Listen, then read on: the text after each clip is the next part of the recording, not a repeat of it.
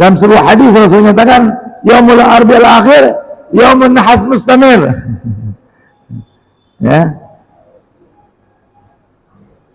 Dalam kitab Kanzun Najwa Surah dikatakan oleh Syekh Abdul Hamid, ada hadis riwayat Muslim masalah. Itu Bukhari. Ya. Hari Rabu terakhir hari naas yang berketerusan. Ya, Al-Imam Ad-Dairabi menyatakan ada 320.000 bala turun di hari itu. Maka perbanyaklah doa, berbanyak sedekah. Ya. Nah ini juga saya baru dapat hadis dari Sayyid Muhammad bin Abdullah bin Abdul Qadir Al-Fudih malam. Nah riwayat sini beliau menyatakan 820.000 bala turun di hari Rabu terakhir. Ya, an Abi Hurairah radhiyallahu anhu qala Rasulullah sallallahu alaihi wasallam majtama qaumun yusalluna fi akhir arba' min safar illa najahumullah min al-kawarib. Min al-kawarib. Ya. Hadis hadis hasan sahih. Dari Abu Hurairah radhiyallahu anhu dia berkata bersabda Rasulullah SAW, tidaklah berkumpul sebuah kaum salat di hari Rabu terakhir dalam bulan Safar kecuali Allah selamatkan dari segala bala. Ya, al-kawarib ay al-balaya, yani bagaimana? Ini hadis, ya. Dalam riwayat lainnya ada para ulama fuqaha menyatakan hadis kalau kita mau sholat 4 rakaat, saya bikin di Majlis Alim Al-Khair wal Barakah. Jadi yang mengikut boleh. Ya. Salat setiap rakaat, salat 4 rakaat. Ya. Boleh 2 salam, boleh 1 salam. Setiap setelah Al-Fatihah, setelah selesai membaca Al-Fatihah, membaca Inna a'tainakal kautsar 17 kali. Al-Ikhlas 5 kali.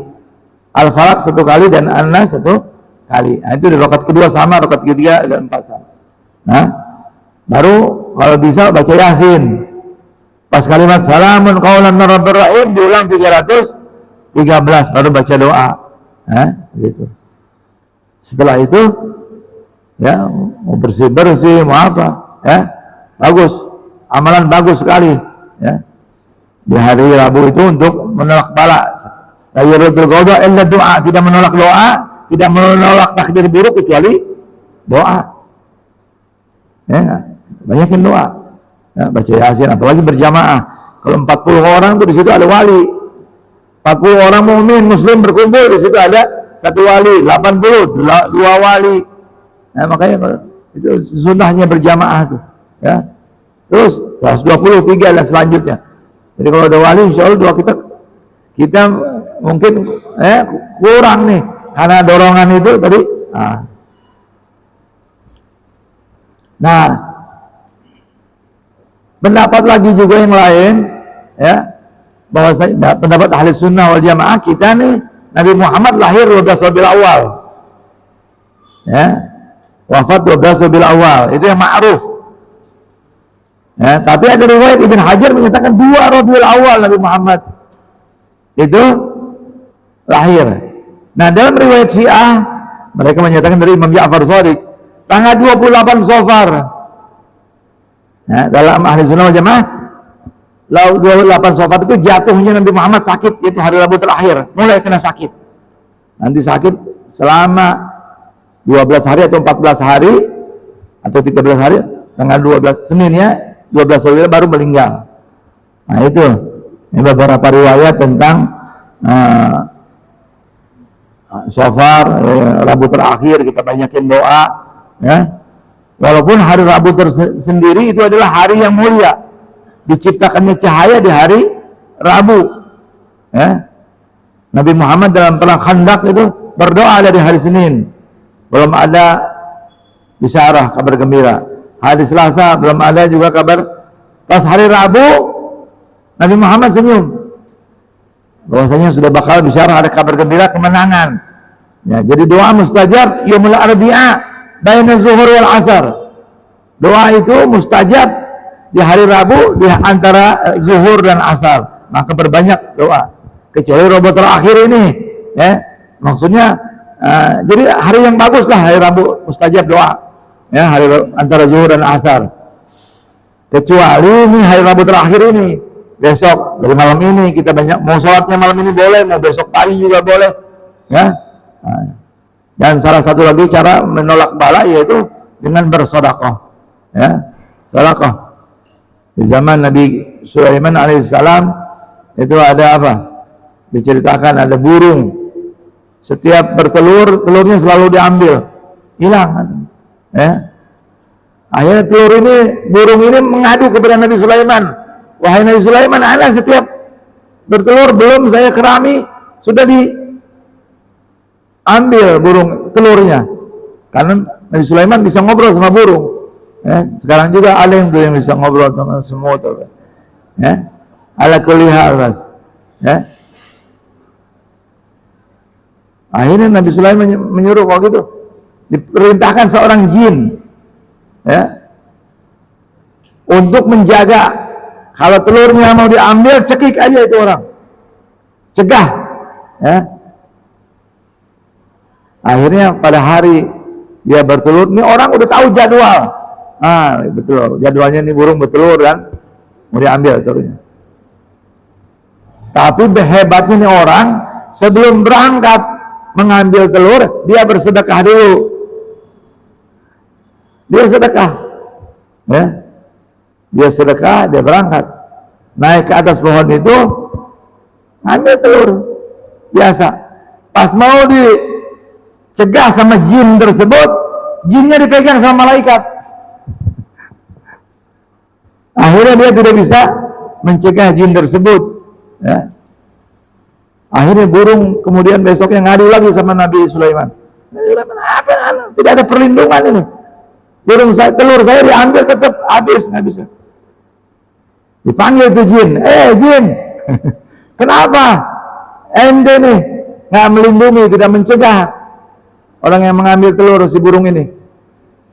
Dibilang, saya mau mencegah orang tersebut, tangan saya dipegang sama malaikat.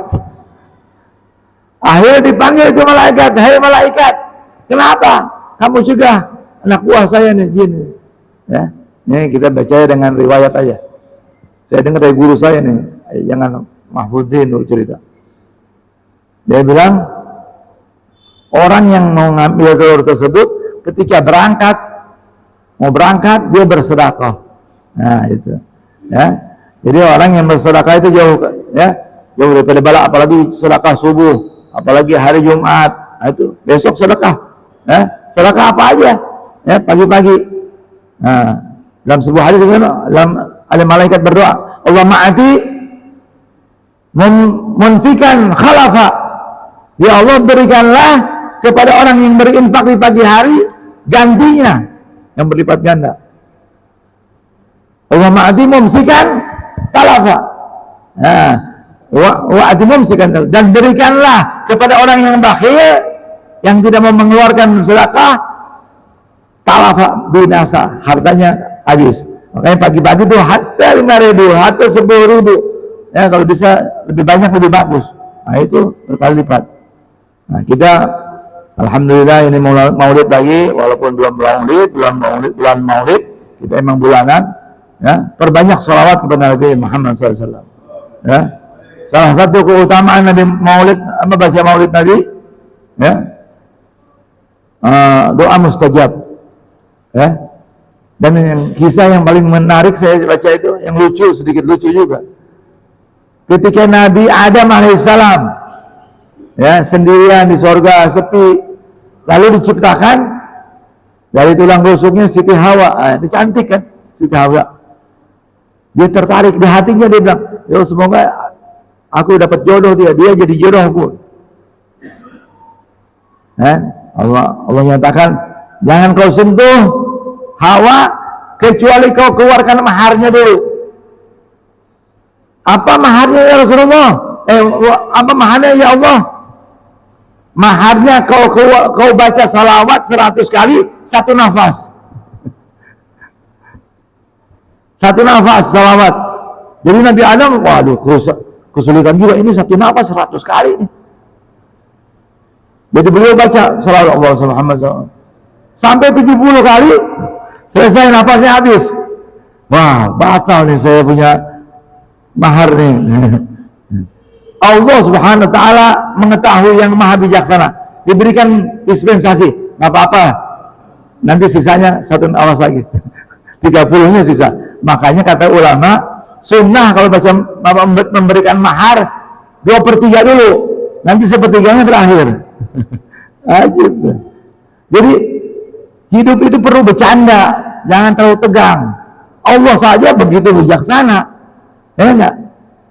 Yang lucu lagi satu kisah saya baca tadi, kenapa orang Afrika itu hitam?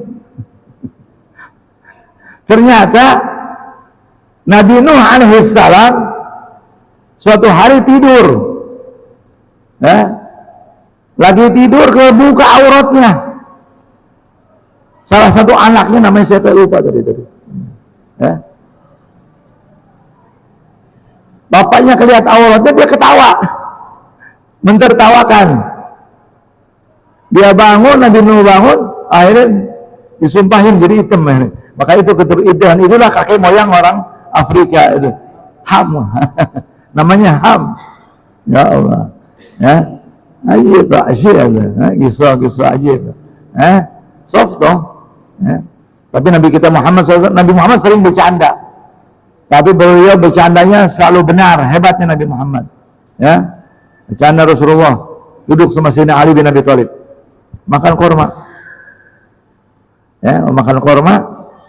Sayyidina Ali taruh bijinya itu di tempatnya Rasulullah. Sayyidina Ali bercandain Nabi, bercanda. Sayyidina Ali tidak ada bijinya semua. Dan itu aib ya, dalam di Hadramut kalau makan korma jangan disatukan sama buahnya. Jadi kalau udah dimakan di luar, dipisah. Nah, itu kebiasaan di tarim ya segitu. Ya. Ada tarim ibadah, yang penting itu aja kita husnuzon. Kebiasaannya tarim itu ibadah sesuai dengan sunnah biasanya. Ya. Akhirnya Sayyidina Ali menyatakan, wahai Rasulullah, engkau banyak banget makan korma, kan bijinya banyak di Rasulullah. Engkau lebih banyak, hampir biji-bijinya kau makan semua. Habis, Rasulullah tidak ada bijinya.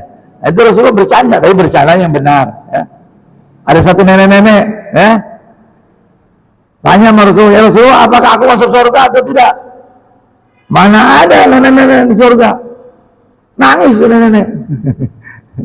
Ya. Dia bilang, enggak ya wahai nenek, ya, nanti ini kita manusia ini di surga dibangkitkan lagi usianya 30 atau 33 tahun, sedang semuanya. Ya. Kenapa manusia di surga 33 tahun? Ya. Karena itu umur paling sehatnya manusia, paling kuatnya dalam semua. Ya. Nah itu. Ya. Jadi ala kulli hal ini malam berkah, insyaallah saya nggak ngomong macam-macam. Mau bicara juga ada Habib Abdul Rahman juga. Nanti kita dengerin beliau ceramah. Yang penting banyakin doa, banyakin sedekah, bersih-bersih menyambut bulan Maulid Nabi Muhammad SAW. Semoga kita dapat perhatian dari Rasulullah, bisa dapat cintanya Rasulullah. Ya, minimal baca salawat. Ya, kalau nggak bisa 100, 10, 40, ya. Ya.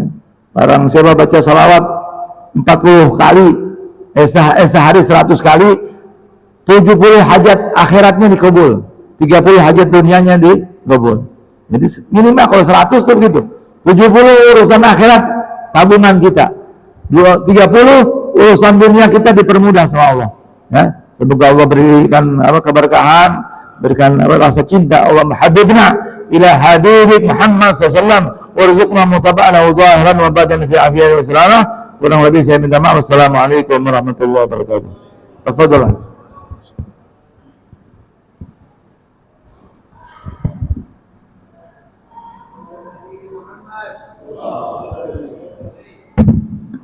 Assalamualaikum warahmatullahi wabarakatuh. Alhamdulillah. Alhamdulillah dzil jalali wal ikrami. شارع الحلال والحرام والصلاة والسلام على النبي خير الأنام وآله الكرام وصحابته الأعلام وصحبه الزمان أما بعد. Sama-sama kami muliakan guru kita bersama Al-Habib Muhammad Bakar bin Syekh Abu Bakar bin Salim mata'anallahu ta'ala bitali hayati wa umruh. Yang sama-sama kami muliakan Al-Habib Al-Walbar mata'anallahu ta'ala bitali hayati wa umruh. Al-Habib Taufiq wa jami'ul habaib wal asyatis Dr. Abdurrahman Bakar wa Ustaz Irsyad dan semua yang hadir di malam yang mulia ini. Terlebih pula juga kita doakan ya, kemarin anak dari Kosufni ya, masih bayi meninggal dunia. Semoga diberikan kesabaran, ketabahan. Fa insyaallah menjadi kebaikan di akhirat nanti.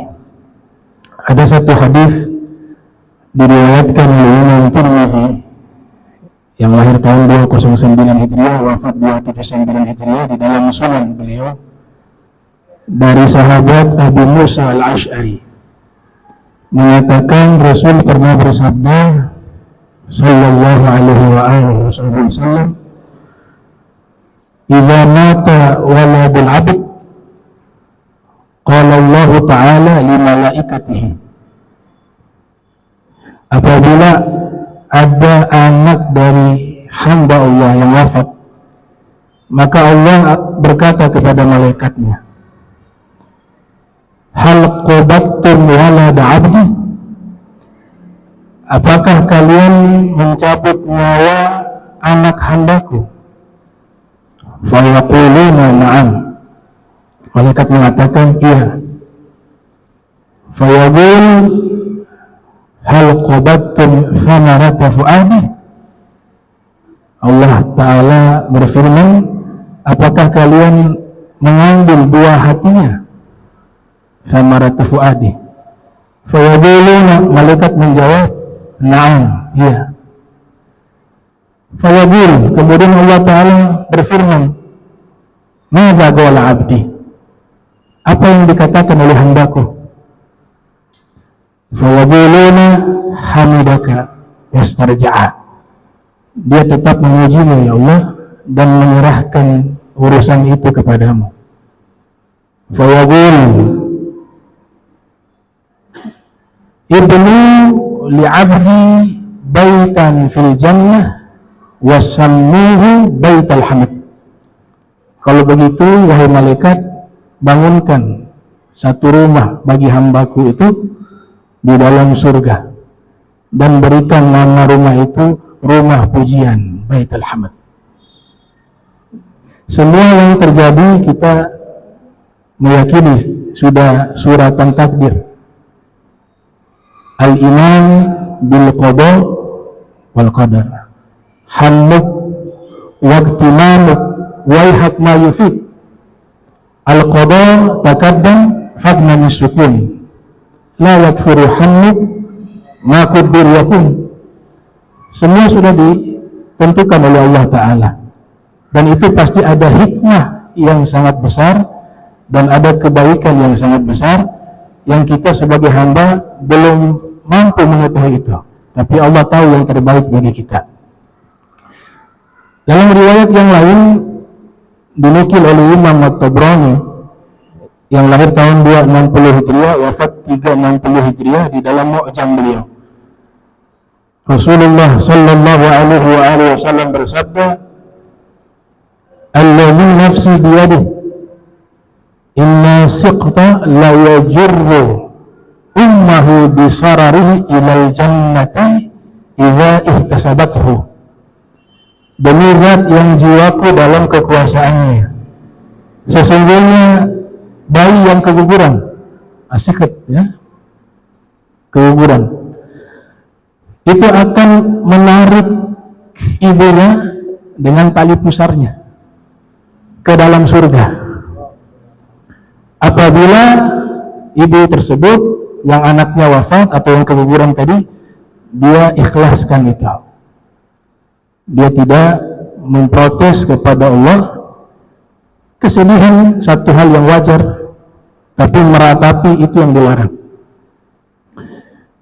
Dan mereka ini semua akan dijadikan sebagai anak-anak yang tumbuh, walaupun meninggalnya bayi ataupun keguguran, tapi nanti dia kiamat dijadikan sebagai wildanun mukhalladun dalam bahasa Al-Quran, anak-anak yang kekal menjadi pelayan bagi orang tuanya. Sampai disebutkan di beberapa ayat di dalam Al-Quran, ya, misalnya di surat Al-Waqi'ah, yatufu alaihim wildanun mukhalladun bi akwabi wa abarik wa ka'sin min ma'in.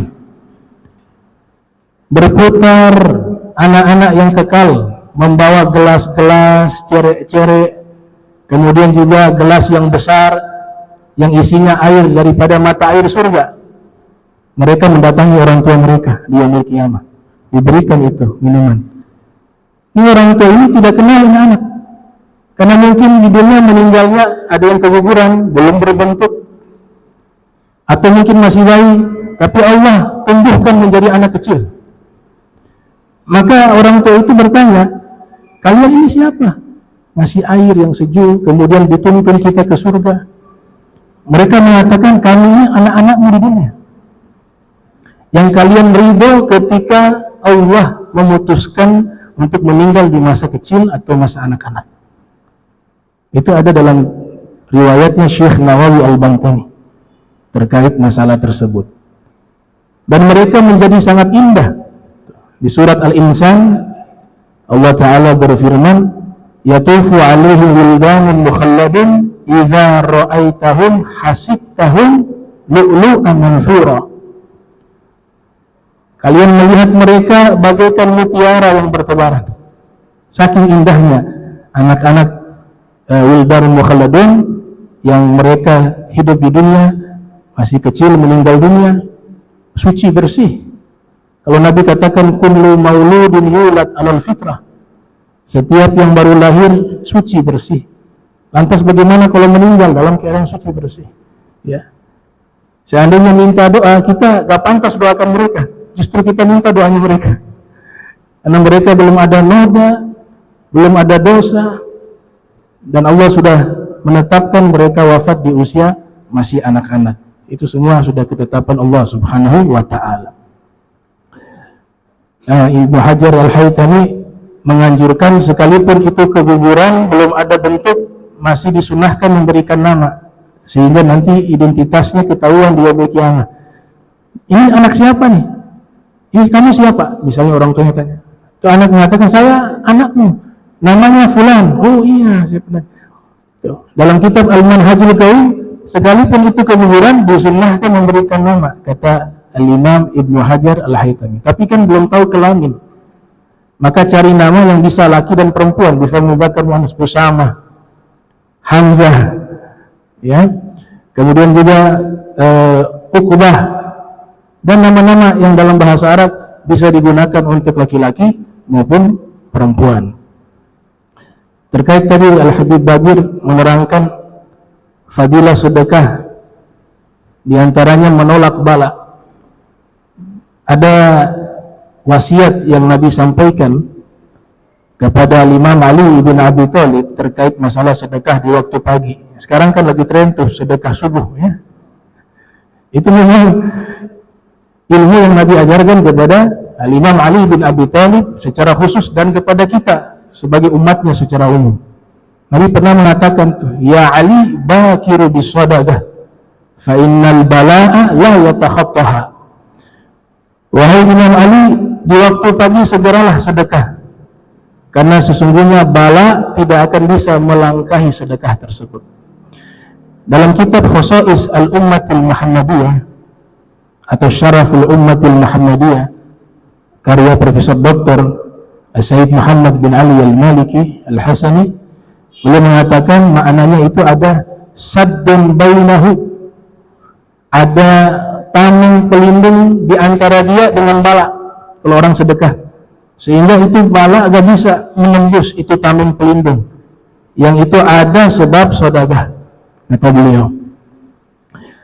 Di dalam surat Al-Isra kita berlari ke Maulid. Alhamdulillah, Allah izinkan kita umur kita panjang lagi bertemu dengan bulan yang mulia, bulan kelahiran baginda Nabi Muhammad SAW.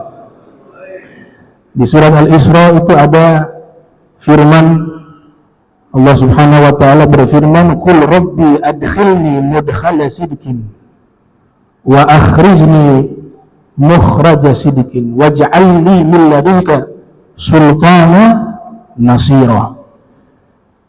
Katakanlah, wahai penciptaku, masukkan aku ke tempat yang sidq, yang jujur, yang benar. Itu ditafsirkan oleh Syekh Al-Amiri dalam kitab Bahjatul Mahafil. Beliau menukil pendapat ulama, artinya kota Madinah Al-Munawwarah, ya, masuk di tempat yang sidq, itu kota Madinah Al-Munawwarah. Ini kota istimewa karena Nabi menjadikan itu tempat iman, bukan tempat mencari aman. Nabi hijrah itu bukan karena takut, tapi memang perintah Allah, dari tempat itulah agama Islam itu akan tersebar. Beliau rela tinggalkan kampung halaman beliau, tempat lahir beliau, rumah beliau, semua ditinggalkan yang ada di kota Makkah, hanya untuk pindah ke Madinah membawa agama Islam. Bukan tujuan duniawi, bukan karena urusan bisnis, dagang, atau lain sebagainya, tapi semata-mata untuk menyebarkan agama Islam. Maka disebutkan di dalam ayat yang lain, walladzina tabawwa'u ad-dara wal imana min qablihim yuhibbuna man hajara ilaihim. Tempat itulah disebut ad-dar, rumah. Itu kota Madinah, menjadi tempat tinggal mereka dan keimanan. Ya, jadi Madinah darul iman, laisat daral aman. Madinah itu tempatnya iman, bukan tempat mencari aman. Dan disambut oleh siapa? Oleh orang-orang Ansar. Yuhibbuna man hajara ilaihim, yang mereka memang cinta, dengan cinta menyambut saudara-saudara mereka yang hijrah dari Makkah menuju ke Madinah. Itulah yang disebutkan dalam ayat yang lain, wasabiqunal awwalun minal muhajirina wal ansar walladzina tabauhum bi ihsanin radhiyallahu anhum wa radu an. Nabi Isa punya pembela-pembela disebut dengan Hawariyun. Ya ayyuhalladzina amanu kunu ansarallah kama qala Isa bin Maryam lil hawariyin man ansari ilallah. Qala al-hawariyun nahnu ansarullah. Fa'amanat ta'ifatun min bani Israil wa kafarat ta'ifah. Fa'ayyatna alladhina amanu ala aduhim fa'asbahu zahirin. Istilahkan kaum Hawari, pembela-pembela Allah, pejuang-pejuang Allah. Nah, kita kalau mau kumpul dengan mereka, kita juga harus dari pejuang dalam dakwah. Paling minimal ramaikan majlis. Guru-guru kita, Al-Habib Bagir, majlisnya diramaikan. Di mana tempat ada majlis ahli sunnah wal jamaah, ramaikan itu. Gak ada fadilah yang paling besar, keutamaan yang paling besar melebihi menghadiri majlis ilmu dan menuntut ilmu agama. Para syuhada di dalam Sahih Bukhari, orang yang wafat di medan perang, ketika meninggal dunia, malaikat naungi dengan sayapnya di bagian atas kepala, dapat naungan dari malaikat, padahal yang dia korbankan nyawa. Tapi penuntut ilmu, sayap malaikat yang mulia diletakkan, diinjak oleh para penuntut ilmu. Para syuhada dinaungkan di atas kepala, para penuntut ilmu diletakkan di tanah, kemudian penuntut ilmu berjalan di atas sayap malaikat. Para syuhada mengorbankan sesuatu yang paling mahal yang mereka miliki, nyawa. Para ulama cukup tinta yang mereka tulis ilmu tersebut, tinta itu lebih berat kebaikannya daripada darah syuhada. Itu luar biasa keutamaan menuntut ilmu. Seandainya kita dibukakan hijab, kemudian Allah tampilkan bagaimana kebaikan dan pahala di majlis ilmu, semuanya akan kumpul di majlis ilmu 24 jam kalau mampu. begitu besar fadilah daripada majlis-majlis ilmu. Terakhir saya ingin sampaikan, di kota Madinah inilah barometer penentuan tersebarnya agama Islam. Ada satu ayat Allah Ta'ala berfirman, fi buyutin adzinallahu an turfa'a wa yuzkara fiha ismuhu yusabbihu lahu fiha bil ghudwi wal asal. Di rumah-rumah tersebut, kata Allah Ta'ala, diizinkan oleh Allah, dimuliakan dan disebut di dalamnya nama Allah, dan bertasbih di dalamnya di waktu pagi maupun sore. Waktu itu ada Sayyidina Abdullah bin Abbas, ya. Beliau mengatakan kuntu fi masjid, yang dimaksud Masjid Nabawi, bersama Nabi Muhammad SAW. Kemudian ada seseorang membaca ayat tersebut. Sayyidina Abdullah bin Abbas kemudian bertanya, ya Rasulullah, mal buyut, wahai Rasulullah, yang dimaksud rumah itu rumah apa? Kala Nabi, buyutul anbiya. Fa'auma biyadihi ila manzili Sayyidah Fatimah. Kata Nabi, itu yang dimaksud di ayat itu rumah-rumahnya para nabi. Tapi Nabi mengisyaratkan itu adalah rumahnya Sayyidah Fatimah. Rumah Sayyidah Fatimah diumpamakan rumahnya seluruh para nabi. Sebab dari rumah tersebut terkumpul semua pemimpin. Nabi sering ke rumah itu, sering ke rumah Sayyidah Fatimah. Di antara rumah-rumah yang lain, yang paling banyak dan paling sering Nabi kunjungi adalah rumah putri beliau Sayyidah Fatimah Zahra alaihissalam. Nabi menyebutkan diri beliau, ana sayyidu waladi Adam yaumal qiyamah. Saya pemimpin seluruh anak Adam di hari kiamat. Wala fakhar, dan saya tidak bangga. Ini hadis sahih riwayat Muslim. Ada pemimpin di rumah tersebut. Kemudian putri beliau disebutkan di dalam Sahih Al-Bukhari, Nabi pernah bersabda, Fatimatu sayyidatun nisa'i ahli jannah. Sayyidah Fatimah adalah pemimpin wanita ahli surga. Tinggal di rumah tersebut. Suami beliau diriwayatkan oleh Imam Ahmad bin Hanbal di dalam kitab Fadail Amirul Mukminin Ali bin Abi Thalib. Nabi pernah mengatakan, ya Ali, anta sayyidul Arab wal Ajam. Wahai Ali, engkau pemimpin bangsa Arab dan bangsa non-Arab. Pemimpin juga tinggal di situ, Sayyidina Ali. Dan putra dari Sayyidina Ali dan Sayyidah Fatimah, Nabi juga memberikan gelar pemimpin pemuda ahli surga, sebagaimana riwayat oleh Imam Al-Hakim dalam Mustadraknya, Al-Hasan wal Husain Sayyidah Syababi ahli jannah. Al-Hasan dan Husain adalah pemimpin pemuda ahli surga. Bisa dibayangkan, semua pemimpin terkumpul dalam satu rumah tersebut. Fi buyutin ahlinallah. Para ahli lugah ketika mengartikan rumah, mereka mengatakan maknanya manazil, tempat tinggal, buyut. Para fuqaha mengartikan rumah masajid, yaitu masjid-masjid. Golongan sufi mengartikan rumah qulub, hati, ya. Sehingga kalau satu hadis bisa kita terjemahkan dengan 3 tafsiran. Dalam satu hadis Nabi katakan, nawiru buyutakum bis-sholati wa qiraatil Quran. Berikanlah cahaya di rumah-rumah kalian, buyut, dengan sholat dan membaca Al-Quran. Hadis riwayat Imam Al-Baihaqi. Kalau penafsiran rumah-rumah itu adalah terminologi para ahli lugah. Kalau kita gunakan terminologi para fuqaha, berarti berikanlah cahaya di masjid-masjid kalian dengan sholat dan juga membaca Al-Quran. Kalau kita gunakan terminologi para sufi, lebih dalam lagi, berikanlah cahaya ke dalam hati-hati kalian dengan sholat dan membaca Al-Quran. Dan cahaya ini sudah Allah titipkan kepada Nabi Muhammad SAW. Dengan apa? Kita membaca Al-Quran, kalau punya rantaian sanad kepada Nabi, terhubung cahaya itu lebih cepat masuk ke dalam hati kita.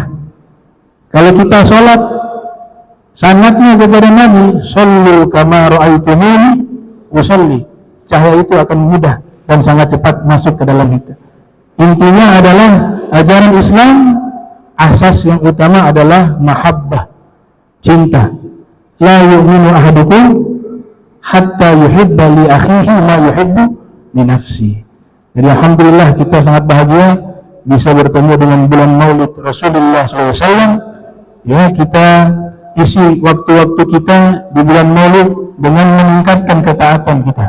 Terutama tadi wasiat dari guru-guru kita, perbanyak salawat kepada Rasul Muhammad SAW dan banyak mengkaji dan membaca biografi Rasul Sallallahu Alaihi Wasallam. Tentu dengan kitab-kitab yang memang baik ya. Soalnya ada juga sirah Nabawi isinya ngaco ada. Ya, ada ngaco.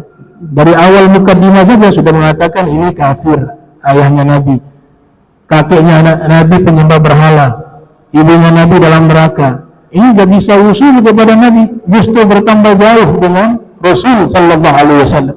Pilih kitab-kitab yang baik, tanya kepada para guru, kitab sirah Nabawiyah yang baik itu apa saja, sehingga kita belajar justru bertambah dekat, bertambah cinta, bertambah hormat, bertambah ta'zim kepada Nabi Muhammad Sallallahu Alaihi Wasallam. Mudah-mudahan Allah Taala berikan kita istiqamah fi ta'ah wal ibadah wa la minkum ala tatwil. Wassalamualaikum warahmatullahi wabarakatuh. Ayo sama-sama kita baca doa bagi muqaddam. Bismillahirrahmanirrahim.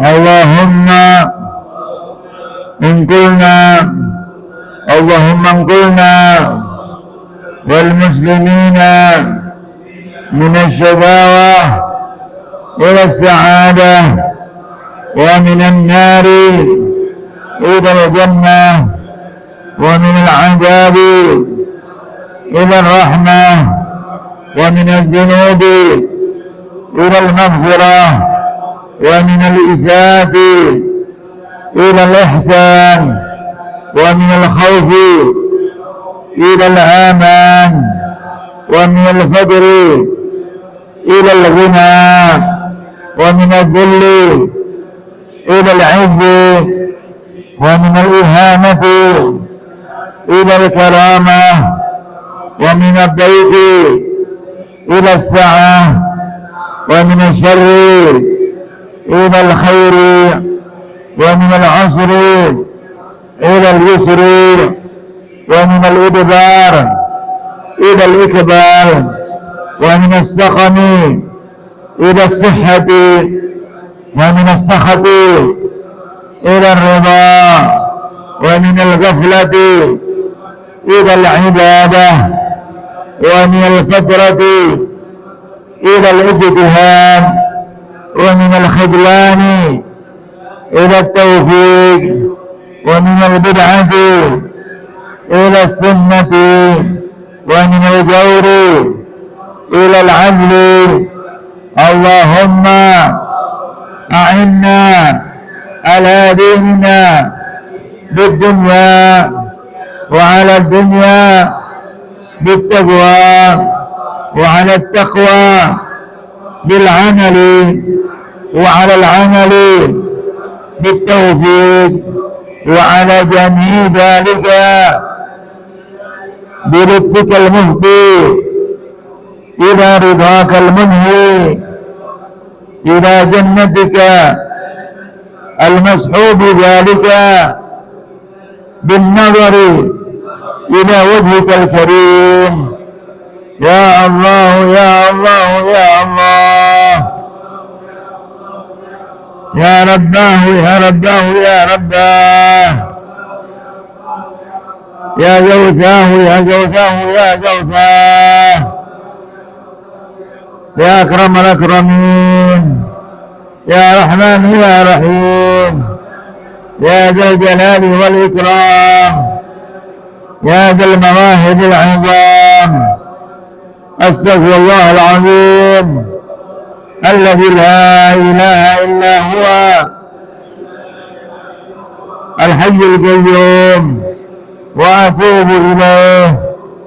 اللهم إني أسألك التوفيق لمحابك من الأعمال وصدق التوكل عليك وحسن الظن بك والغنية عمن سواك إلهي يا لطيف يا رزاق يا ودود يا قوي يا متين أسألك تعلها بك واستغراقا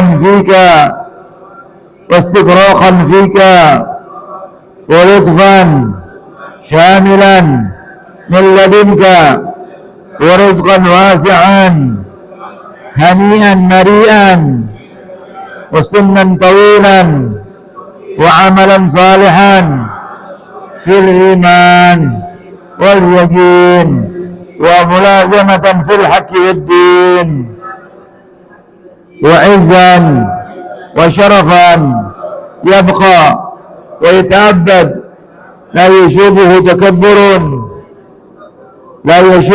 تكبر ولا عتو ولا فساد إنك سميع قريب. وصلى الله على سيدنا محمد وآله وصحبه وسلم. الحمد لله رب العالمين. بقبول الفاتحة. بسم الله الرحمن الرحيم مالك يوم الدين إياك نعبد وإياك نستعين اهدنا الصراط المستقيم صراط الذين أنعمت عليهم غير المغضوب عليهم ولا الضالين آمين. ربنا تقبل منا إنك أنت السميع العليم وتب علينا إنك أنت التواب الرحيم. وصلى الله على سيدنا محمد وآله وصحبه وسلم. الحمد لله. آمين. تقبل الله منكم